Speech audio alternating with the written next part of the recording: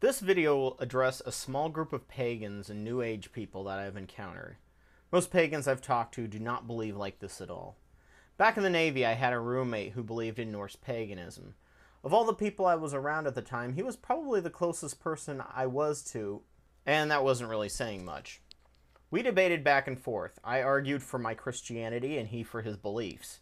I tried to explain why he was going to end up in hell, and he debated how all faiths were equally valid.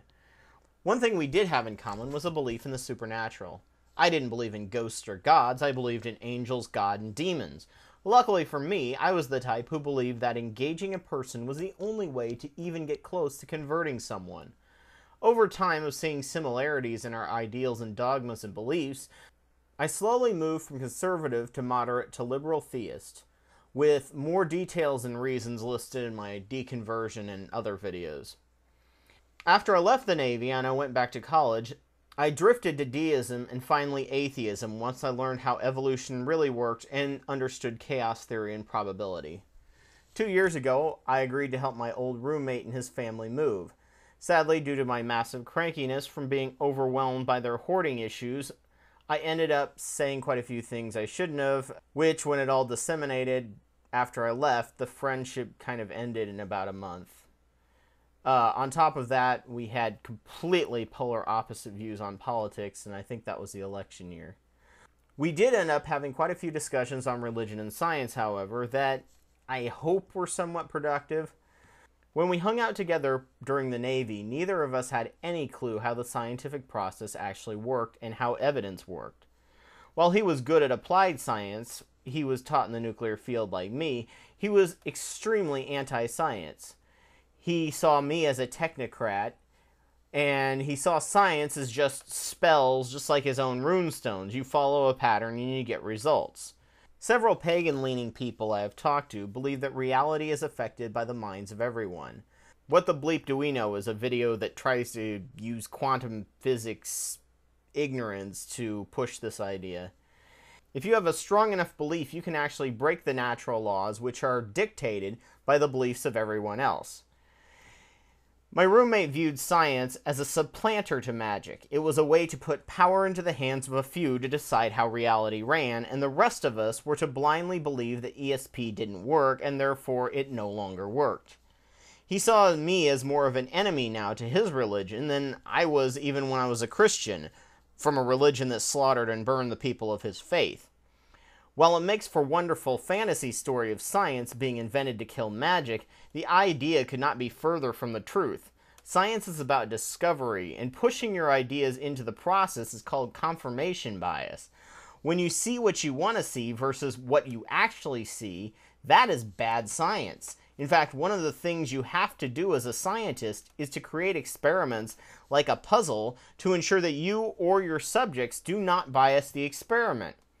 If reality was what the majority wanted it to be, statistics shows that the majority believe in some form of supernatural force. If belief caused reality, then transitional fossils and evidence in the DNA for evolution would not exist, as they would be wiped out of existence by belief, or would have never been put into existence in the first place. Unless Galileo, Newton, Jefferson, Franklin, Einstein, and Darwin were great wizards, nothing they discovered was conjured out of thin air by imagination and belief, especially since the church believed otherwise. Had the power of the majority of minds made the geocentric model true, science would have discovered this to be true and created predictive models to show it. As we're learning more and more, the brain is tricked by reality, not the mind or soul changing it. Most of what science has to say is not things people would have thought of in the first place at all, nor is it something people really want to believe. But if there's an overwhelming evidence, people have to believe it.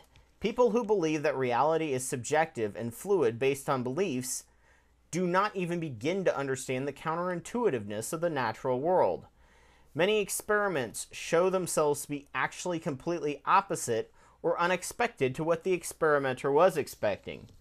After this, skeptical scientists can rerun the experiment to determine if what the other scientists said is actually true. And when a different sample size or better experiment is run, the results may actually show the opposite of what the original scientist had released. The original scientist then has to redo the experiment with the new parameters and try and get the same results. The complexity of science and the mass disbelief in it makes the idea that science killed magic to be an impressively bad one.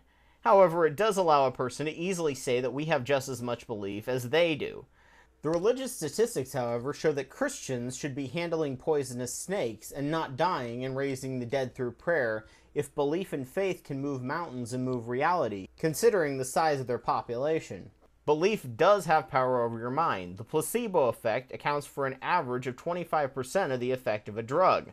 Scientific drugs require evidence that they have more effects than placebos. Believe me, if scientists could prove that magic herbs and spells could have more power than a placebo, we would be using them. And no, it's not a big conspiracy, we just can't find any statistical data. There are financially independent paranormal researchers, and none of them have discovered conclusive and scientific evidence for the paranormal. Curses have been shown to be effective as a psychosomatic effect in tribal religions, where belief in curses are powerful. A person will wither away and die if they believe strongly enough that they have been cursed. This is not the effect of someone changing reality through their mind, but a person's mind killing itself out of belief. It is a naturalistic reason. Also, focusing exclusively on the positive or negative can shrink or grow parts of the prefrontal cortex, increasing or decreasing chances for depression. In the late 19th century, spiritualism was considered a branch of science. Scientists painstakingly studied and documented seances and hauntings, and after enough research, concluded that it was a dead-end field. Paranormal investigators like Ben Radford and other good skeptics go out of their way to try and find evidence for the paranormal, and yet in the end have to conclude that there is perfectly good naturalistic explanations. The naturalistic and scientific explanations tend to sound like the least logical to begin with because our brain did not evolve to think in that manner. It takes forever for the average Joe to accept the new scientific discovery or even hear about it or understand it. Unless science is a conspiracy of wizards trying to change the very fabric of reality in an extremely ridiculously overcomplicated way, then science did not kill magic. Science explains what magic claimed to explain, what it attempted to do at a very low or negative success rate. Magic was found to be merely a misunderstanding of the universe, confusion for psychology and neurology. Science did this without changing anything about reality. It just observed what was there unbiasedly.